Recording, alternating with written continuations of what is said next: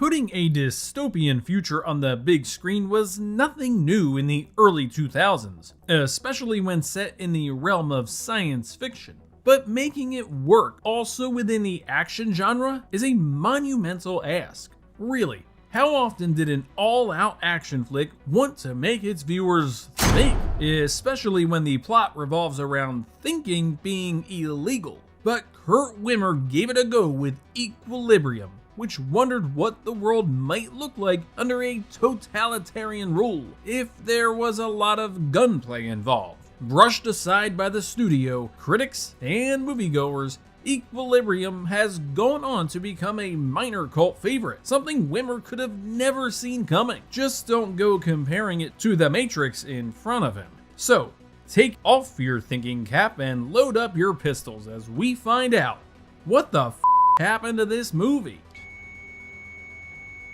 Not without incident. Originally titled Librium, Equilibrium was first conceived in 1999, the same year that The Matrix came out. But we don't dwell too much on that, lest Equilibrium's writer-director, Kurt Wimmer, goes all gun kata on us. The movie was originally said to be planned to be offered to Fox, but this didn't pan out. Instead, the project would end up at Miramax, particularly its Dimension Films offshoot.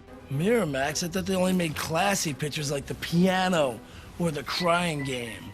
It too would receive major backing from Speed and Twister director Jean de Bont's production company, Blue Tulip Productions, benefiting from a Dutch tax incentive stemming from de Bont's heritage. But this would be no easy sell. For starters, Wimmer was taking inspiration from the dystopian worlds of Ray Bradbury's Fahrenheit 451, Aldous Huxley's Brave New World, and George Orwell's 1984. Sources that don't exactly scream action movie. Set in Libria, Latin for balance, Equilibrium is set in a world where it is illegal to have any emotions of any kind, and it is enforced, and it will take one man to break free and lead an inevitable uprising. The general idea actually stemmed from Wimmer entirely giving up on the art world.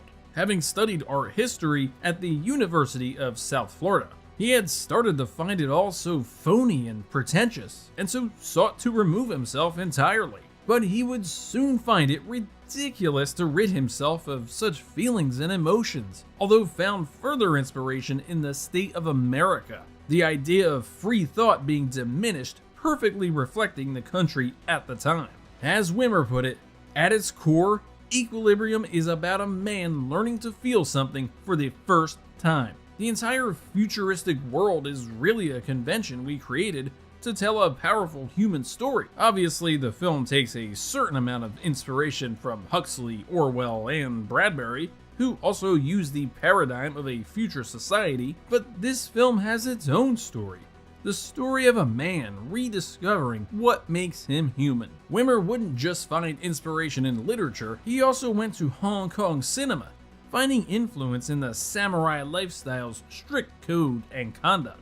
That's how I developed the idea of a society ruled by a group of warrior monks who have honed themselves into rocks, physically and emotionally. Another hurdle would be Kurt Wimmer himself. While he had written the Thomas Crown Affair remake, and served as a story writer for Sphere, he only had one directing gig to his credit, an HBO movie starring Brian Bosworth.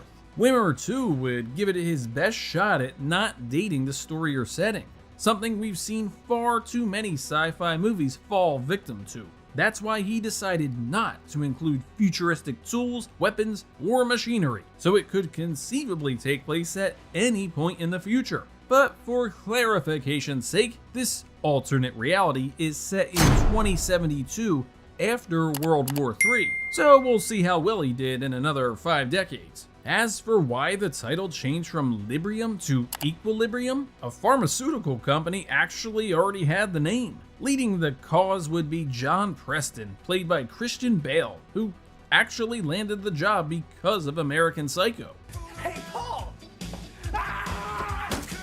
Everybody involved, Chiefly Kurt Wimmer knew Bale could handle the significant shift that Preston makes in the movie. Bale himself saw it as a challenge in how much he could reveal about the character without giving too much away about his inner self and his journey. Expectedly, Bale underwent extensive training in the ways of Asian influence fighting, including an 8-week course in judo. Another key role, that of Andrew Brandt, would go to Taye Diggs, who had started to break through with roles in The Best Man and The House on Haunted Hill. While Diggs would be drawn to the screenplay, it was his smile of all things that led him to be cast. Like Bale, Diggs did his necessary research, further going on to read some of the books that inspired the script. As he put it, "I like the combo of high-octane action in a solid story with serious underpinnings. What really got me is that the core of the piece is the dynamics of human emotion, the idea that you have to let the human spirit thrive." Rounding out the central cast would be Bale's Metroland co-star Emily Watson, who isn't exactly known for her action prowess, but that's because she's never given the chance. But Watson still felt comfortable, saying, "She's not that different from the intense, emotional, and sacrificial women I've played in the past. But this time, I also learned about the rigorous nature of special effects and action." The supporting cast would also feature Angus McFadden, Sean Bean, Matthew Harbour, and William Fichtner. Armed with a $20 million budget, filming on Equilibrium began on October 19th, 2000, and wrapped up less than 2 months later on December 10th. By and large, and judging from the wealth of behind-the-scenes footage that was shot during the making of the movie, things went fairly smoothly during the production of Equilibrium. One thing to note is the clever use of locations, particularly in Berlin, which has a lot of architecture that's stuck in a certain era. That is World War II. While Germany's capital does have modern architecture, so much of it is directly linked to that era. Take, for example, the Olympiastadion, constructed for the 1936 Winter Olympics, which of course has direct ties to Nazi Germany, and the Tempelhof Airport, which underwent reconstruction by the Nazi government. That Libria's flag has a stark resemblance to the Nazi flag is certainly no coincidence. Even in Rome, the filmmakers couldn't help but see ties to fascism. Filming in the city's Esposizione Universale Roma, a pet project of Benito Mussolini's, once chosen as the site of the 1942 World's Fair. VFX supervisor Tim McGovern also made it his job to build on this fascist architecture, which he was able to expand on during post-production, creating a world that is empowering over its people in deep, cold ways. But we couldn't talk about Equilibrium without its most notable elements. Gun kata, a twist on the gun fu phase popularized in 1980s Hong Kong action flicks, where guns serve as an extension of martial arts. On this, Wimmer said, "Hong Kong action movies brought out the idea that if a man has 2 hands, he can shoot 2 guns. But that's as far as they took it. I wondered, have we really hit the envelope for gunplay? Or is there somewhere new it could go?" So what exactly is going on? As explained in the movie, quote, "Each fluid position representing a maximum kill zone, inflicting maximum damage on the maximum number of opponents, while keeping the defender clear of the statistically traditional trajectories of return fire. By the rote mastery of this art, your firing efficiency will rise by no less than 120%. The difference of a 63% increase to lethal proficiency makes the master an adversary not to be taken lightly." End quote. And if that doesn't seem to make a whole lot of sense, don't worry, it looks cool. As for the extensive fight scenes, most of them were done in just one take because they didn't have the time or the budget to set up any more. Thankfully, most of it worked out. Besides, Wimmer gave credit to Bale for, well, bailing him out of many shots by nailing it in one take. So, how do you market an action movie set in a post-World War III dystopia? It's not easy, and Miramax knew this. Wimmer would go on to claim that Miramax had no clue how to market a movie with both action and intellectual depth. Wimmer remembered Equilibrium testing through the roof, but that Miramax never saw a need to find a clear marketing strategy. While it was no doubt dumped unceremoniously into theaters, Miramax had also earned back money in foreign pre-sales, meaning they wouldn't have to do anything special, or as it turned out, anything at all in the United States, lest they be investing money they could easily lose. And so, on December 6th, 2002, Miramax did release Equilibrium on just over 300 screens. As such, on opening weekend, it took in $541,512, landing it at 20th place, just behind Bowling for Columbine. Then in its 9th week, for the numbers savvy, that comes out to about $1,799 per screen. It would drop to 63rd before being yanked entirely by the end of the month.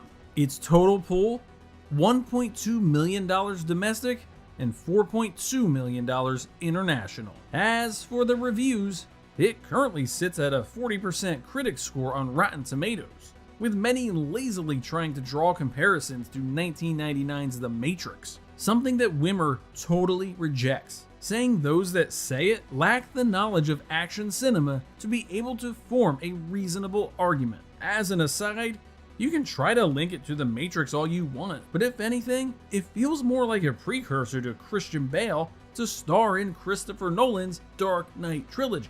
Then again, Wimmer hates critics, or as he calls them, parasites. To quote him, "Fuck the critics. Why would I make a movie for someone I wouldn't want to hang out with? Have you ever met a critic who you wanted to party with? I haven't."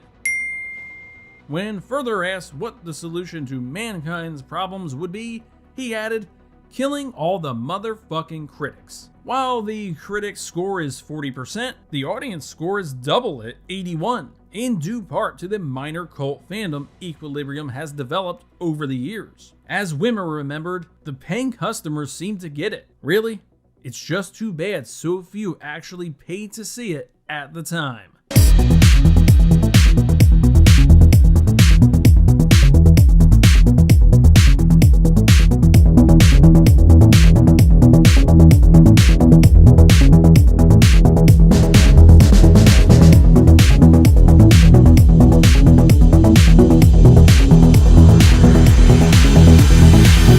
Thank you for clicking on our video, everybody. If you like what you saw here, please make sure you like the video and subscribe and share with your friends who like this sort of content. JoBlo was created by movie fans for movie fans, and we appreciate your support.